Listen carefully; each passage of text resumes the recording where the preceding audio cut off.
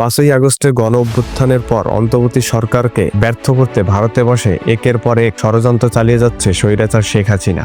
কাছাকাছি আছি। জি আপা, আমি চট করে ঢুকে পড়তে পারি।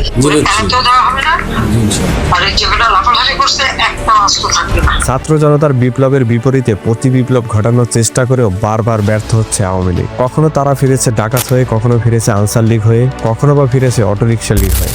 তাদের সব পরিকল্পনায় যখন বাংলাদেশের ছাত্র জনতা রুখে দিয়েছে, তখন তারা চেষ্টা করছে জঙ্গি সংগঠন ইসকনকে কাজে লাগিয়ে সম্প্রীতির বাংলাদেশে মুসলিম হিন্দুদের মধ্যে দাঙ্গা সৃষ্টি করা। যদি তারা দাঙ্গা লাগাতে পারে, তাহলেই প্রথমত বাংলাদেশ আন্তর্জাতিক কূটনৈতিক সমর্থন হারাবে এবং বিভিন্ন রপ্তানি বাণিজ্য ক্ষতিগ্রস্ত হবে। সেই সাথে ডলার রিজার্ভ আরো কমে যাবে।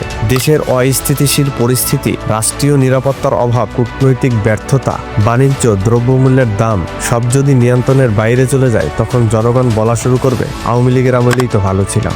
এইটা যদি জনগণকে দিয়ে বলানো যায়, তখনই তারা নির্বাচনের জন্য অন্তর্বর্তী সরকারকে চাপ দিতে পারবে এবং তাদের অস্তিত্ব টিকিয়ে রাখতে পারবে। কয়েক বছর পর আবার ক্ষমতা আসার পরিকল্পনা করবে আওয়ামী লীগ। তাদের অস্তিত্ব টিকিয়ে রাখলে ভারতের লাভ সব থেকে বেশি।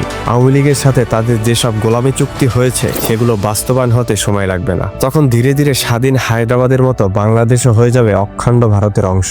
সেই জন্যই বাংলাদেশের অভ্যন্তরীণ যে কোনো ইস্যুতে ভারতের নাকটা বর্ডার পার হয়ে বাংলাদেশে চলে আসে। খেয়াল করলে দেখবেন, বাংলাদেশে এখন পর্যন্ত যতবার হিন্দুদের উপর অন্যায় অত্যাচার হয়েছে, তাদের মন্দির ভাঙা হয়েছে, তার সবই হয়েছে আওয়ামী লীগের শাসনামলে। কিন্তু কেন হলো? এখানেই হচ্ছে আওয়ামী লীগের রাজনৈতিক কৌশল। আওয়ামী লীগ ক্ষমতায় টিকে থাকার জন্য সব সময় হিন্দু সম্প্রদায় ও মুসলিমদের মধ্যে একটা দাঙ্গা লাগিয়ে বিশ্ব দরবারে দেখাতে চাইতো এই দেশে বিএনপি এবং জামাতের কাছে হিন্দু সম্প্রদায় কিংবা অন্য কোনো ধর্মাবলম্বীরা নিরাপদ নয়। তাদের কাছেই কেবল সংখ্যালঘুরা নিরাপদ। আর তাতে সবসময় বন্ধুপিতাম রাষ্ট্র ভারত ফ্যাসিস্ট হাসিনাকে সমর্থন দিয়ে আসছে। যদিও ধর্মকে ব্যবহার করে আওয়ামী লীগের রাজনীতি করার কৌশল বেশ পুরনো। সেই কৌশলের ধারাবাহিকতায় তারা এখন চেষ্টা করছে মুসলিম হিন্দুদের মধ্যে কিভাবে দাঙ্গা লাগানো যায়। তারই জের ধরে সন্ত্রাসী সংগঠন ইসকনকে ব্যবহার করে চট্টগ্রামে আইনজীবী সাইফুল ইসলামকে জবাই করে হত্যা করে। এখন যদি সংখ্যাগরিষ্ঠ মুসলমানরা প্রতিশোধ নিতে গিয়ে পাল্টা আক্রমণ করে বসে, তাহলেই তাদের উদ্দেশ্য সফল হয়ে যাবে।